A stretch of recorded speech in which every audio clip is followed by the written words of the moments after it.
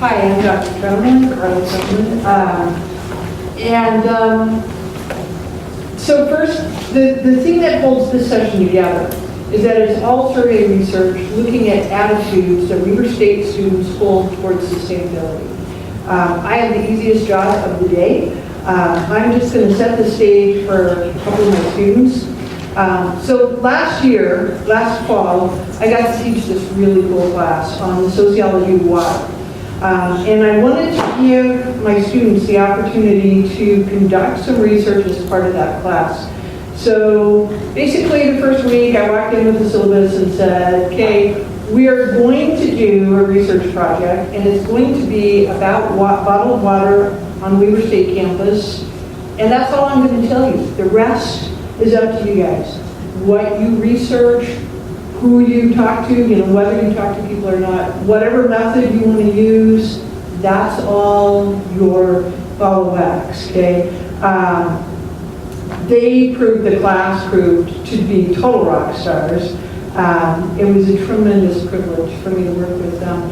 And I'll just give a shout out right now. Not only do we have these two gentlemen standing behind me, but a whole chunk of the class is also sitting behind Justin, 3 of them right there. I'm going to let these two, Matt and Zach, talk about what they found out in the survey part of the study. And it just occurred to me that the projector is not on. Do we know how to fix that?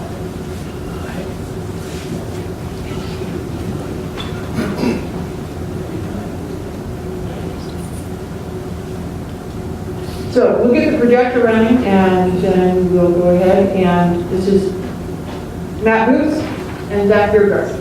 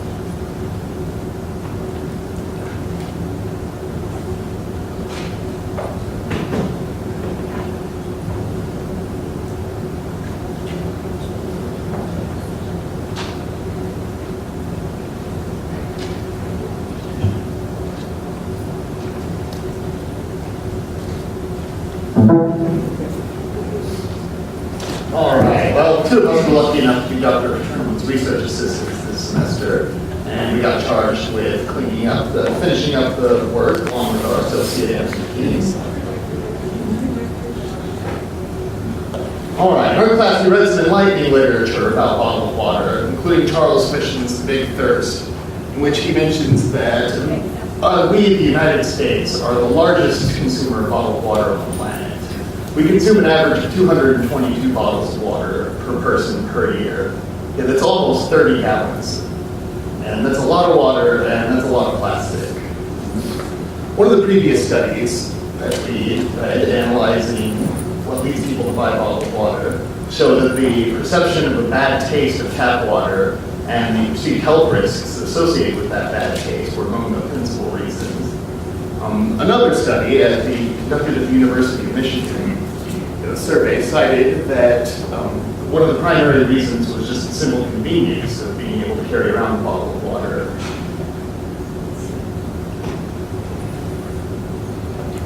All right, So using this previous research, we formulated some research questions to look at the behaviors, beliefs, and attitudes that various people here on campus held about bottled water. Our principal research question was how prevalent is the consumption of bottled water on campus, and what are the positive and negative consequences of that consumption? We then came up with some various sub-questions to help address the specifics. A couple of them that could be answered from the survey we intended to administer included the question, what are the preferences of campus community members, bottled or tap, and what was it that led them to choose the type of water that they chose? This was a multi-method study that we conducted. It included administering a survey to students, faculty, and staff on the Ogden campus, as I mentioned. And in addition to the survey, some other methods we utilized included coordinating the environmental ambassadors for a trash audit in order to find out the rates of water bottles being recycled as opposed to those just being discarded as trash. We also gathered bottled water sales data from the various campus stores and vending machines in order to understand how much money is being spent here on bottled water. We obtained information from the Energy and Sustainability Office and Facilities Management on the amount of waste generated from bottled water, as well as what happens to that waste.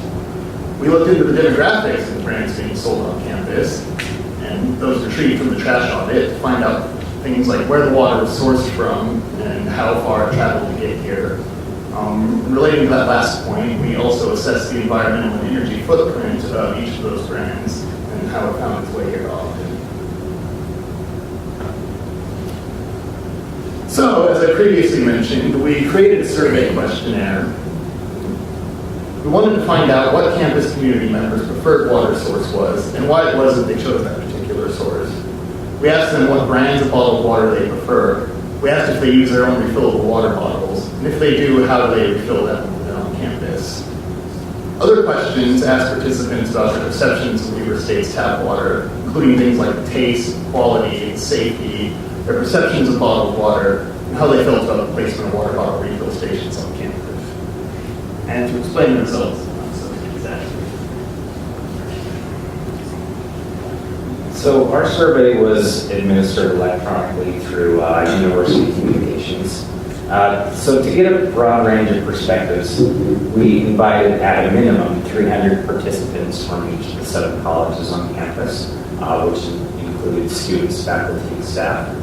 And additionally we invited 300 non-academic staff, so for a total of at least 2,400 sent invitations. Links to the online survey questionnaire were distributed via email by departmental staff. So from this sample, we were hoping for at least 500 completed questionnaires. And we also have the survey available in the Union building during our trash audit. So people that came and watched us dig through trash were able to take the survey on iPods or laptops. So on to our findings. We had 711 responses to our survey with respondents from each college on campus, as well as the staff divisions that we targeted. We found 58% of respondents prefer tap over bottled water. So that included, drinking straight from the tap, the faucet, or the drinking fountain, etc. An additional 7% of total respondents also mentioned they prefer filtered water. However, this was not included in our analysis, so I'll get to them in just a minute. 29% of respondents prefer tap or prefer bottled water over tap water. And the remaining 7% had no preference or preferred something else. So then the responses to our open-ended question that we asked in the survey of why do you choose this type of source, either tap or bottle, were coded and collapsed into categories which were based on the responses given. Here's a breakdown of those responses.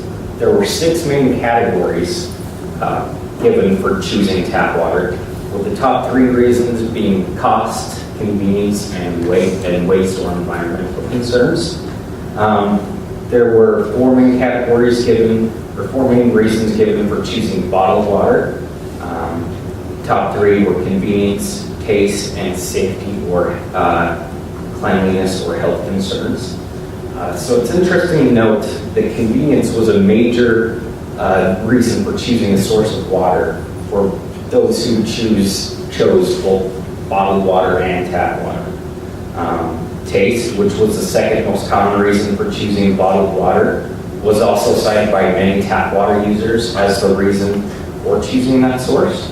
You can also see that a small percentage of tap water mentioned taste as their reason for choosing that, which was a much less number than those who chose bottled water. Here are a few select responses given for why a respondent chose a particular source.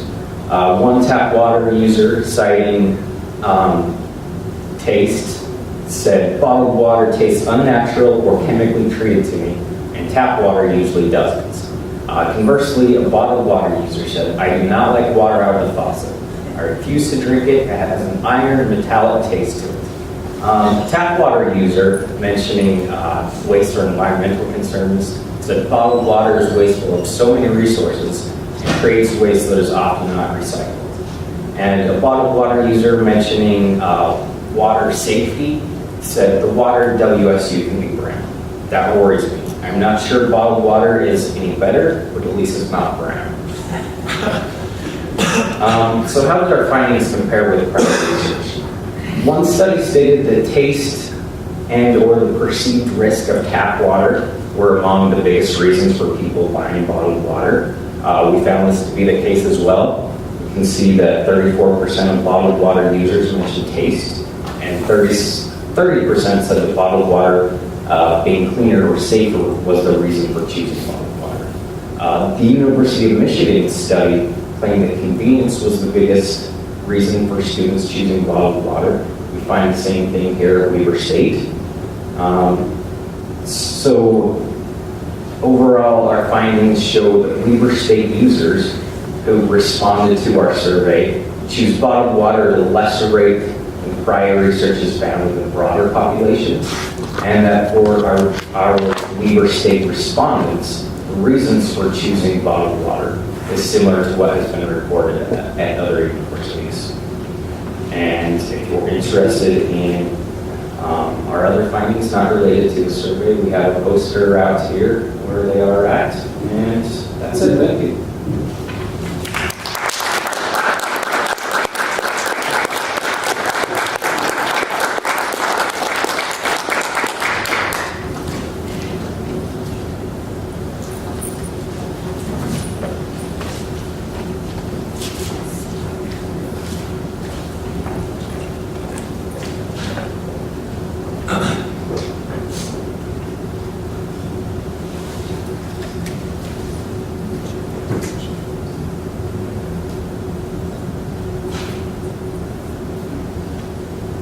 Thank you. So my name is Hannah Rice, and I work in the Energy and Sustainability Office. I am the Education and Outreach Coordinator here at Weber State University. And today I'm going to be presenting information about the Student Sustainability Survey that was conducted in the fall of 2012 and began this past fall in 2013. The Student Sustainability Survey was created in order to identify sustainability projects that students here at Weber State are interested in supporting.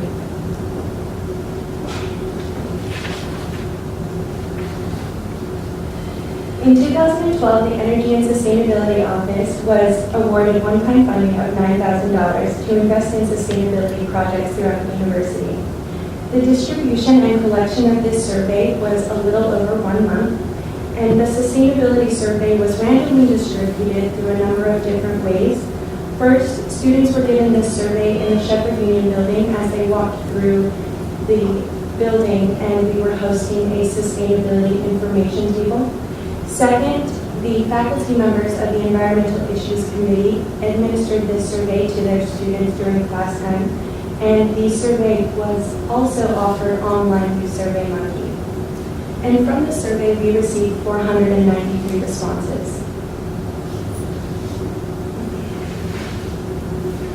And I'm happy to report to you today that when asked if students are willing to support sustainability projects and initiatives at Weber State University, 99.19% said yes.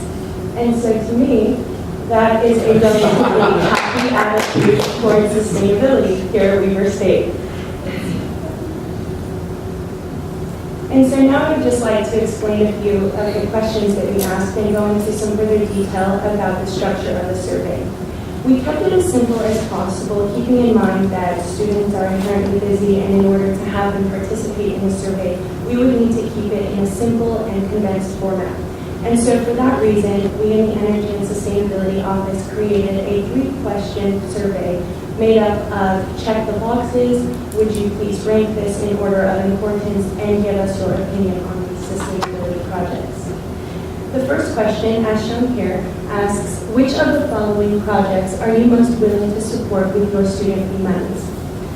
The survey was broken down into 5 major categories that are also listed here. 1, alternative transportation. 2, solar power. 3, water conservation projects.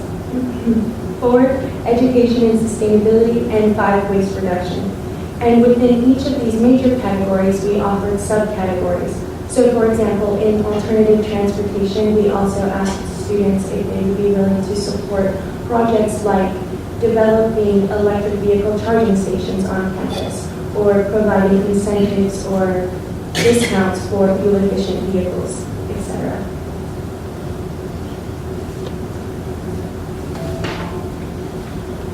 And here are the results from that part of the survey.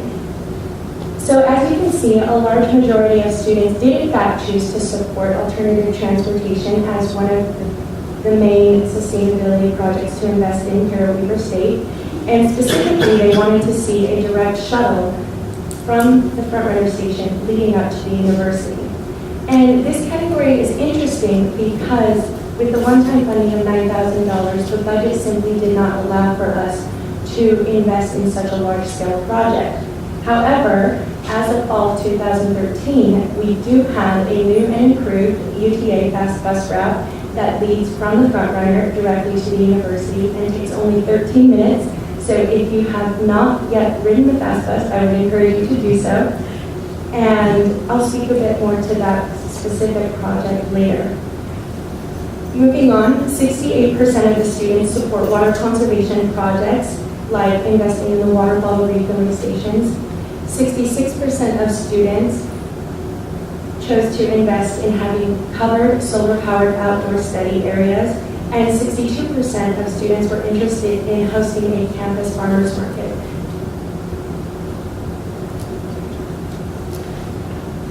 Now, question 2, we asked, out of the 5 major options regarding sustainability projects, will you please rank them according to your own opinion, and asking students what they feel are the most important sustainability projects to support at Weber State.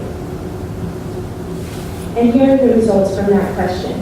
And as you can see, students did in fact choose to support alternative transportation projects, again like implementing the the UTA Fast Bus. And another category was that of water conservation projects, and another high priority area is in the sustainability and education category.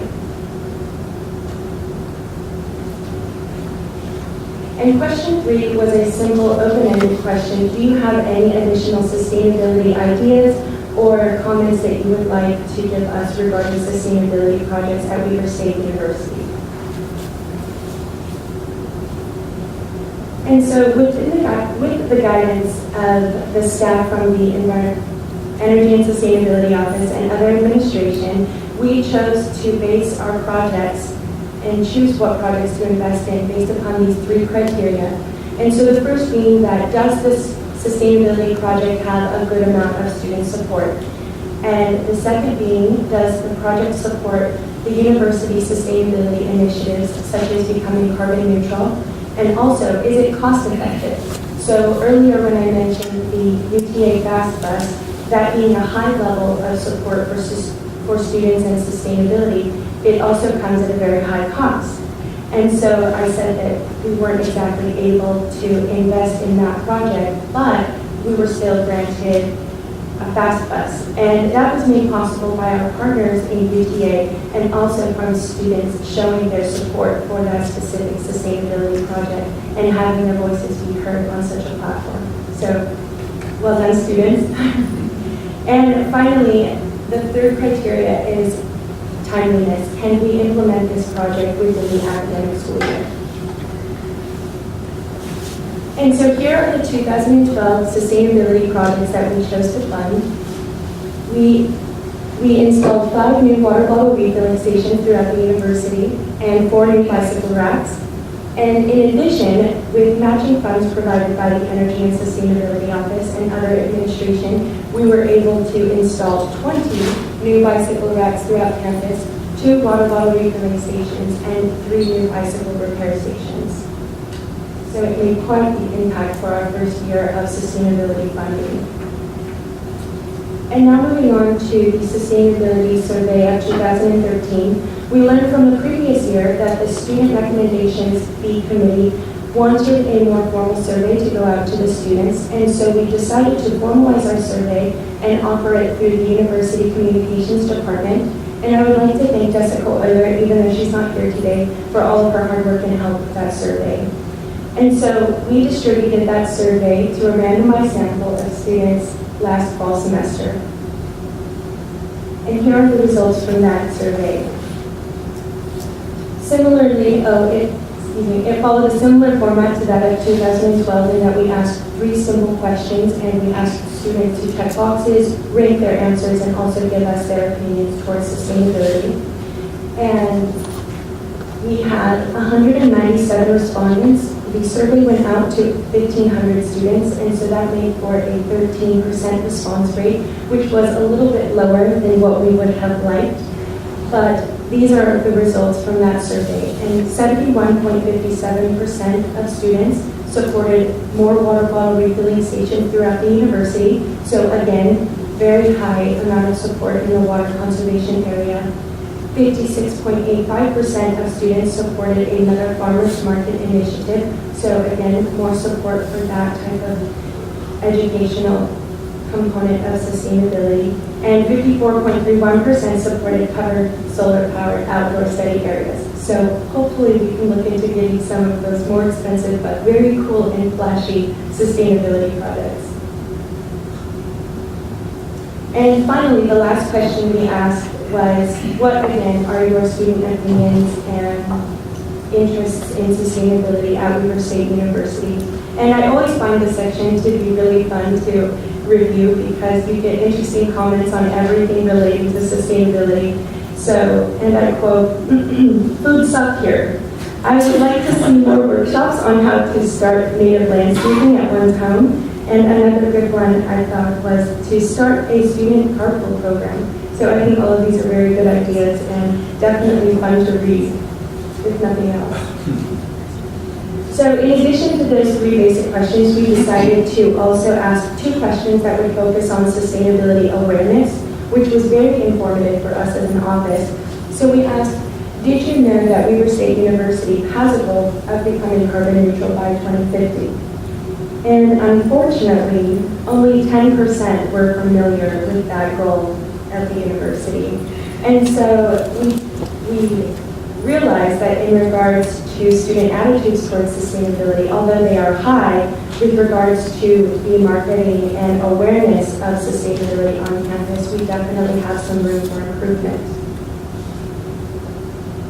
And then as a final question, we also asked, before the survey, did you know of the Energy and Sustainability Office? And again, we had a lower than desired number, but 16% did say yes, they know of the Energy and Sustainability Office, and 84% said no. So again, just more awareness, and we are working hard at marketing and creating more sustainability awareness for our office and the university schools at large. So in conclusion, student attitudes towards sustainability here at Weber State University are generally supportive of sustainability projects, and I think there is a large and increasing interest in sustainability here at Weber State University, which excites me and will only get better. And we will also work like I said earlier, harder to create and market ourselves so that students know that we're here and we're listening and we are waiting to hear your opinion about sustainability and eager to work with you. Thank you.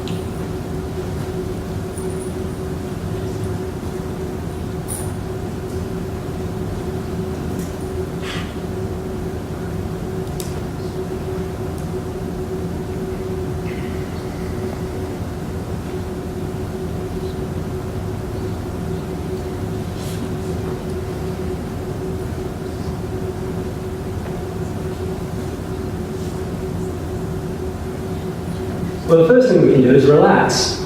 Global warming's all a myth. We don't need to worry about this stuff. Now, if you go to the right media outlets, they will tell you this kind of thing all the time. And it's unfortunate because this kind of misinformation is actually having an effect on public opinion. This is work that was published in 2008, and the situation's only got worse. This is showing the views of Democrats and Republicans with regard to, over time, with regard to, this is one question, respondents saying the effects of global warming have already begun. Democrats tend to think that's true, Republicans don't. And it's also seeping over into an educational context. This is some very interesting research that was published recently that shows the effects of education relative to whether people think climate change is even caused or not. And the troubling thing about this is here we've got lines showing Democrats going up here, Republicans going along here, less education down at the bottom versus more education up to the right. Notice that people who report less education are closer together on the issue. Polarization increases at higher levels of education. Now, for those of us who work in an educational setting, that is not good news. That is not a good finding. Are we basically taking people's views and allowing them to reinforce what they already think when they walk in the door? Is that really what we're doing? My name is Dan Bedford, and I'm very interested in this issue as an educator, as a climate scientist, as somebody who's passionate about human-induced climate change and the potential significance of that for future generations, particularly someone who has a 4-year-old daughter and a 1-year-old son. This is a serious concern to me. So I'm going to report some of my findings from some research that I conducted last year. The title of my talk is What Do College Students Think and Know About Climate Change? It's a case study of Weber State University. So Weber State University, I know not everybody in the room is a Weber State person, but most of you are. So most of you know the drill with Weber State. But for those of you who are not Weber State people, Weber State University is right here, one of the reddest of the red states. Not quite the absolute reddest, but pretty close. We're here. And Weber State, it's a pretty nice gig, teaching here. It's a nice institution. We're a primarily undergraduate institution. 24,000 at last count, I think, something like that. 24,000. Thank you, Jen, 24,000. Primarily undergraduates, a small number of master's programs. And we are an open enrollment institution. We will take anybody who has an interest in furthering their education. That's one of the things that I'm actually proudest of when it comes to saying that I work at Weber State, that we will take anybody who has an interest in furthering their education. So this is a very interesting student body though, because we're principally a commuter school. We don't draw from large numbers of students from out of state or even much beyond Weber County. So we've got a student body that largely reflects, or should reflect, or might expect to reflect, the prevailing conservative attitudes of Weber County and Davis County. So what did I do? Methodology. Conducted a random sample of Weber State students. This was back in April 2013, last year. It was an online survey with an incentive, so the raffle winner, everyone got entered into a draw, the winner got an iPad mini. The top first 20 respondents got a $10 gift card to the bookstore. So there were incentives involved. And from a quality control standpoint, that meant that there were some responses to the survey that were in it just to try and get into the withdrawal. So it was possible, however, with some survey design, I was able to eliminate those responses. The questions were drawn from three sources: existing bodies of literature, Tony Lyseric's work, who's done extensive work on public opinion on climate change, the Six Americas survey work, which many of you may be familiar with. Larry Hamilton, he's a sociologist at the University of New Hampshire, has done extensive work, in particular a paper that came out last year, or 2 years ago now. The graph that I showed you earlier, the increasing polarization at higher levels of education, that was taken from Larry Hamilton's 2012 paper. And Dan Kahan, who is a social psychologist at Yale, who's also done a lot of work on this issue of increasing polarization at higher levels of education. Basically, the research that he's been conducting demonstrates that higher levels of education or higher levels of quantitative literacy and numeracy do not seem to lead people to making more clear and cogent decisions about politically contentious issues, even when they're based in science. So those are the three bodies of literature that I drew the questions from. And let's take a look at what we've got survey responses-wise. I emailed out over 3,000 invitations to respond to the survey. I ended up with 458 fully usable responses, which is a reasonable response rate. And what have we got? Well, politically, we've got a majority Republican segment of the population, broken down by strength, like how strongly they identify as Republican or otherwise, and a minority who are here in the Democrats. And based on just anecdotal observations and previous survey work that I've done, this seems to be reasonably representative of the student body here in state. What kind of things are they studying? All over the place. Slight majority, we're studying, slight plurality I should say, we're studying hard sciences, but very close behind social sciences. We've also got some over here in health professions. We've got College of Business, education and so forth. So we're all over the map. We've got a reasonable smattering of the different focuses of study, foci of study. How far along the students? They were given three options with regard to that. Not everybody necessarily knows exactly down to the minute how long they've got before they graduate. I know some of you guys do. But they were given three options: close to finished, just getting started, and somewhere in the middle. And we've got a slight plurality here for close to finished. Significantly fewer with just getting started, but we've got students who've been around for a while. So, gender's about half and half. Tiny difference between the two, but pretty close to half and half. So that's the student body that was responding to the survey. So what do these students think? Got some interesting things here. First of all, do you think global warming is happening? And how sure are you? So this is showing from a no and I'm extremely sure to yes and I'm extremely sure, at various extreme ends, with the dividing line between yeses of various stripes and no's of various stripes right down here. Only about 19% of the students would say no, global warming is not happening. 81% would say yes, it's happening. Now, some are more sure than others, but 81% would say global warming is happening. How does that compare with national surveys? This is kind of interesting. Of the students who said yes, global warming is happening, 37% were very sure and 38% were extremely sure. This compares with a national survey over here where 33% said they were very sure and 27% said they were extremely sure. So the students who said yes were more sure than the national level survey would suggest. At the same time, the students who said no were more sure than the national level survey would suggest. Now, there were fewer of them, as it turns out, but what we tend to have, I think, is a somewhat more polarized group. We've got a lot of people saying yes, global warming is happening, and a lot of people who are sure about it, but the group who says no, global warming is not happening, they're pretty sure. So we've kind of got this more polarized group than the public national level surveys. With regard to what people think most scientists would say is happening with global warming, various different options. Students would say about 55% of scientists would say that, 55% of students would say that scientists would say global warming is happening. 36% would say there's a lot of disagreement. 2% would say scientists think global warming is not happening. How does that compare with the national level? Yay, we say, basically.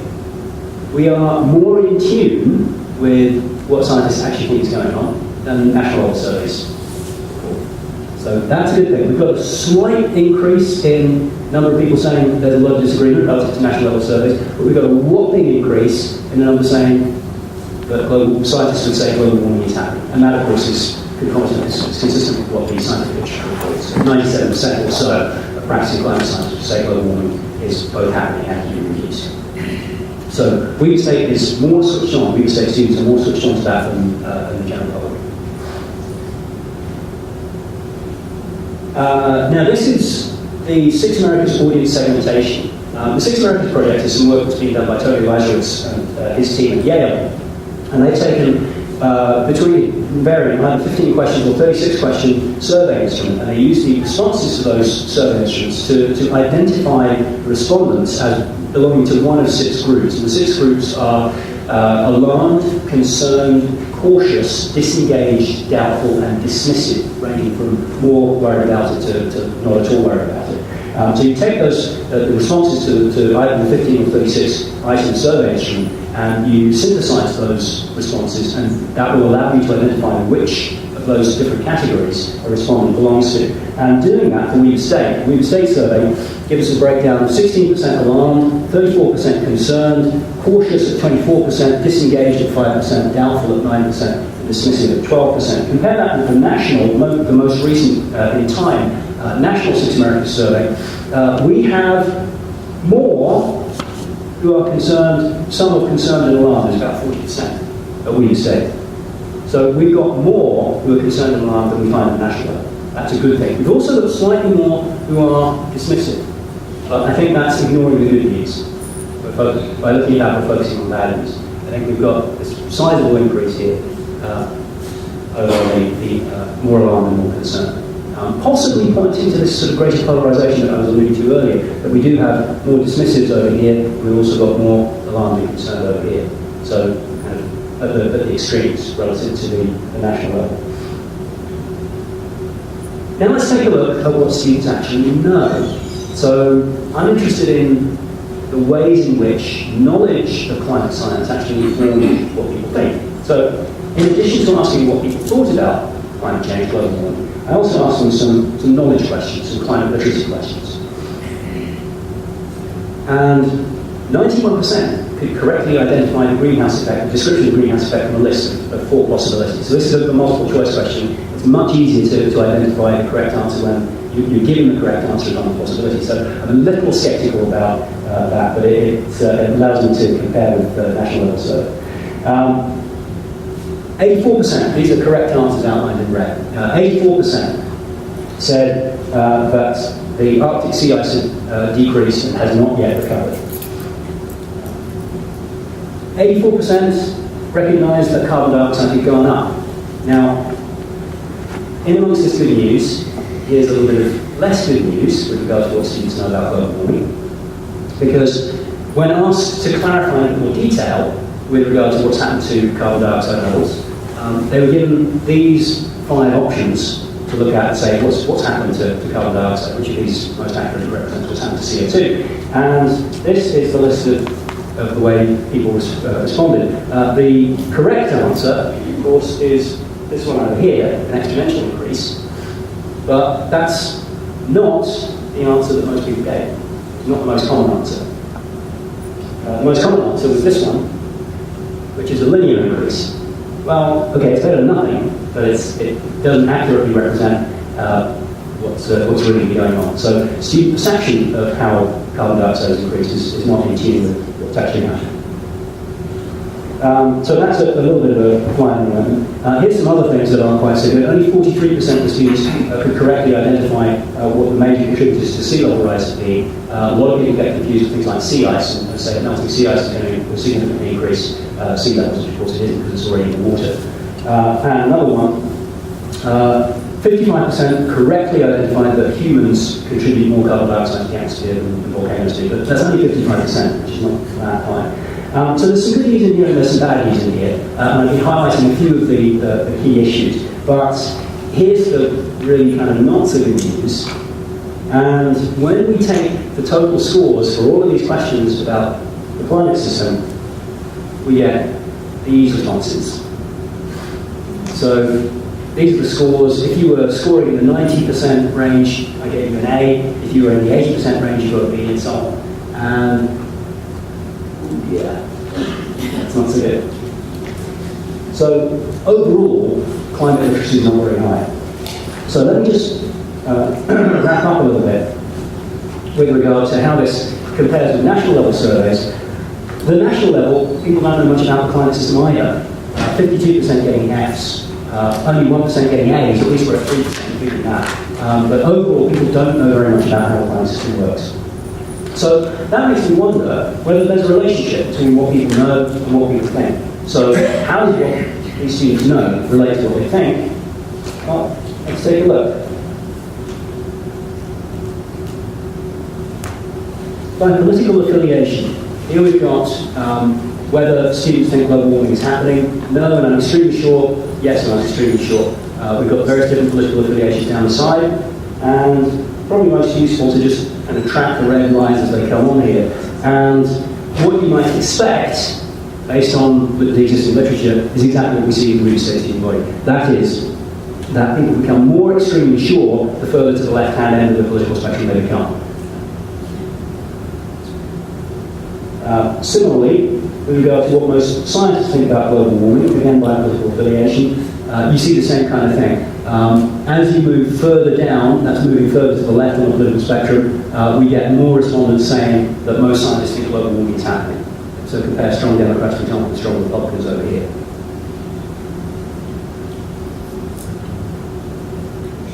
Now, compare that with what happens when you look at knowledge grades. So the score on the climate literacy scale, how much do people actually know about the climate system?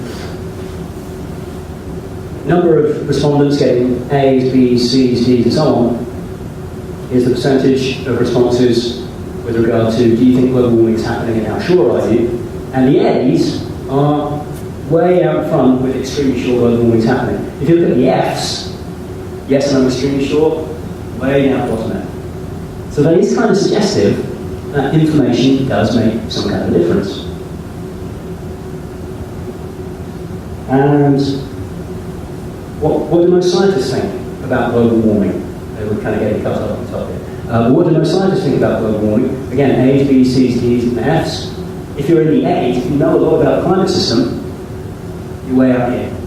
You're saying a great majority of the respondents are going to say most scientists think global warming is happening. So the less you know about the climate system, the more likely you are to say that there's a lot of disagreement among scientists, maybe you don't know, but you're less likely to say that most scientists think global warming is happening, which is, of course, actually what most scientists do. Now, if we take a look at the 6 Americas segmentation, it's too bad the top's getting cut off, but this is the 6 Americas with regard to knowledge grades. And what's interesting about this is that the big blue bar here, this is the percentage of respondents getting Fs. So this is indicating how little people know. You see just how big those blue bars are for just about everybody.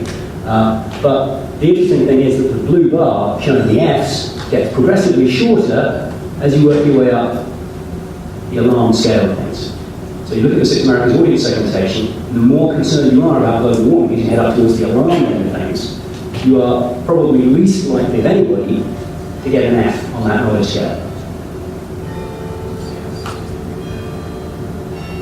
But here's the really interesting and finally good piece of news. And that is that when you look at knowledge grades, when you look at what people know about the climate system broken down by political affiliation, there is no statistically significant difference between Republicans and Democrats. So they're equally clueless about the climate system.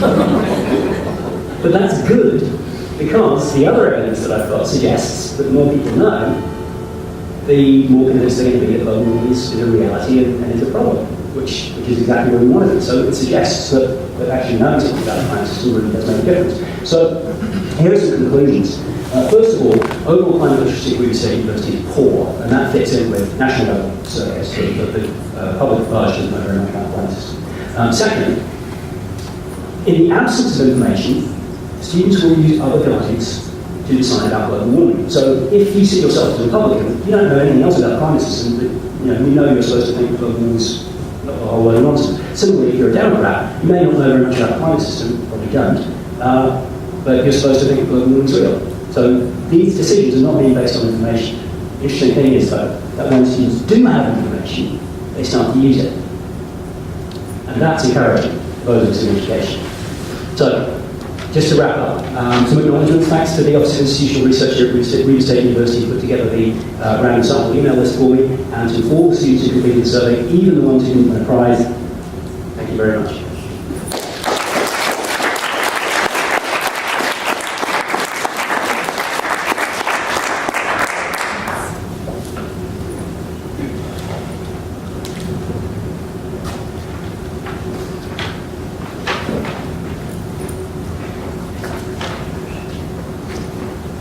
Well, it looks like we're about out of time, but if there's any quick questions, I'm sure our presenters would be glad to address them.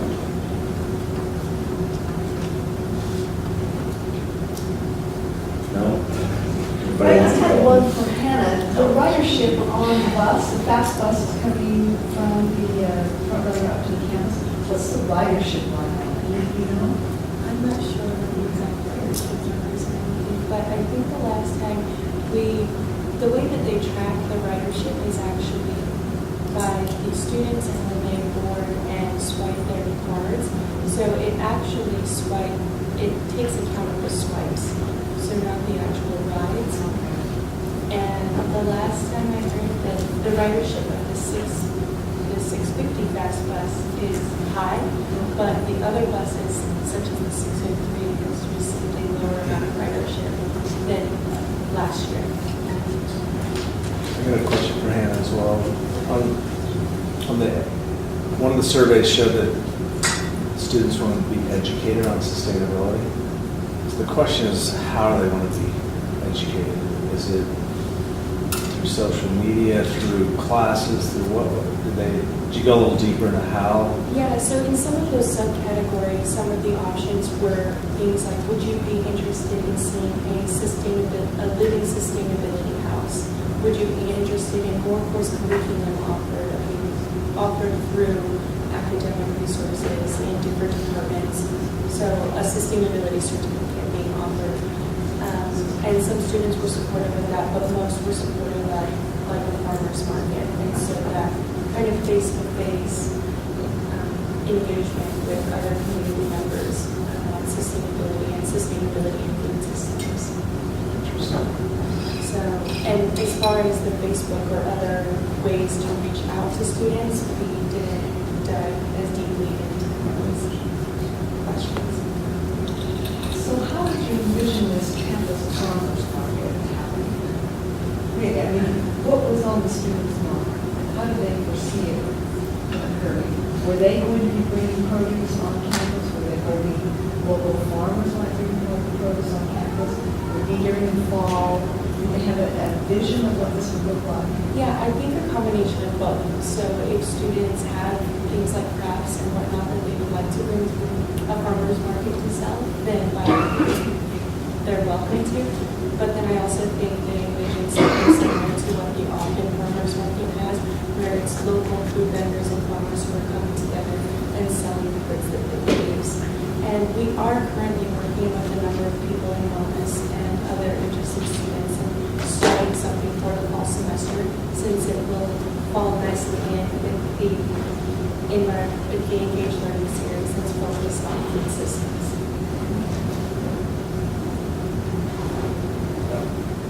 I have a question for Professor Bedford. How many times have you done this survey about what students know? I've really only done the survey in its current form once. I've done 2 other surveys which were in many respects a learning process for me.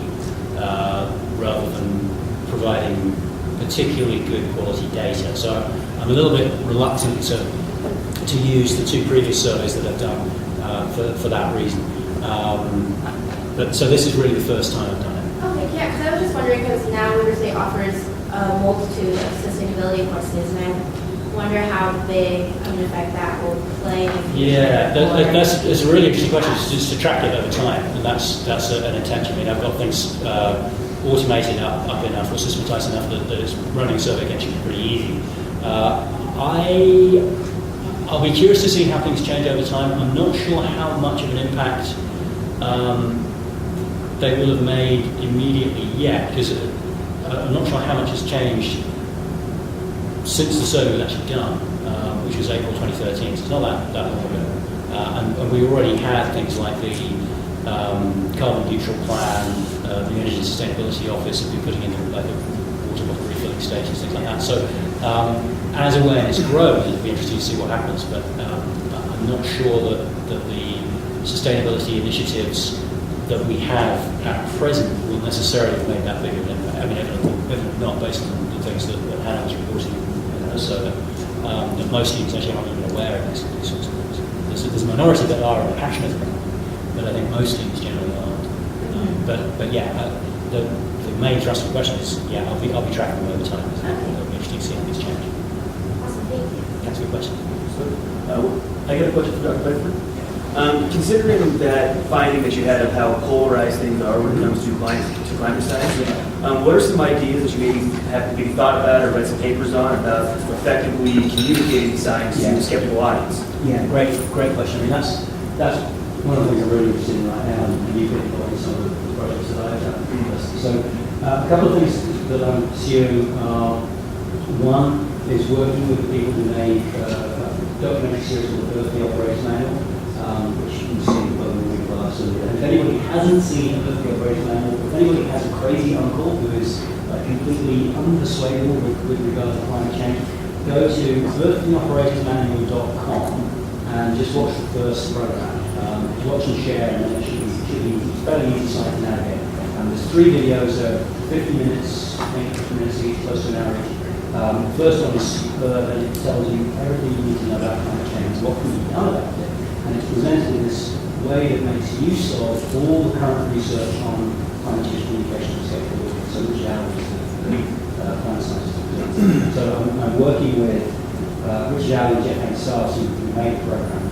They have a grant projects in operation, and trying to work with them to be one of the access with some communication on this layout. The other thing is I'm very interested in gamification and trying to solve problems and raise awareness through playing games. And some of you participated in my Present World project last semester, and I'm using the game again this semester.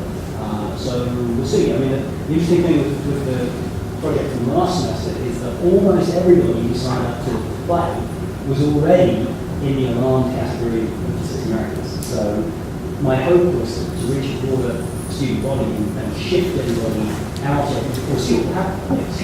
My need to shift away from the Pacific end of the spectrum and more towards the alarmed end of the spectrum. But you guys were already in the alarmed end of the spectrum, so it didn't really make much difference. So it's difficult to see much of a change there. But I'm not discouraged by that. It just means I need to keep doing it and try to get more data. So those are some of the ideas that I have. Great question. What was that website you said really fast? earththeoperatorsmanual.com. All one word, earththeoperatorsmanual.com. 3 terrific videos. Yes, in the back. Yeah, I was just going to comment on your comment on the Earth the Operator's Manual. The wonderful thing is that Republicans really support the military. Not saying Democrats don't. Republicans come up with more. And we are very much, we have Bill Field right next door and so on. And that first part that you mentioned has a really nice piece on the military and what they're doing, investing, if not billions, hundreds of millions of dollars into greening, reducing their carbon footprint, seeing it as the greatest national threat to our national security that we have is climate change. And these are top brass in the military saying, so it connects with this, yeah. That and the private enterprise frame is important as well, and the national competitiveness frame is features in there because they go to China, they go to Brazil, they show all these amazing things that Brazil is doing, that China's doing. It's not overtly stated, but the subtext is, oh my goodness, we're falling behind, so we better get moving on this. Some very, very clever pieces of communication. And he's a registered Republican. That's right. Yeah. Goes to church on Sundays, plays soccer on Saturdays, he's concerned about his children's future and all that stuff.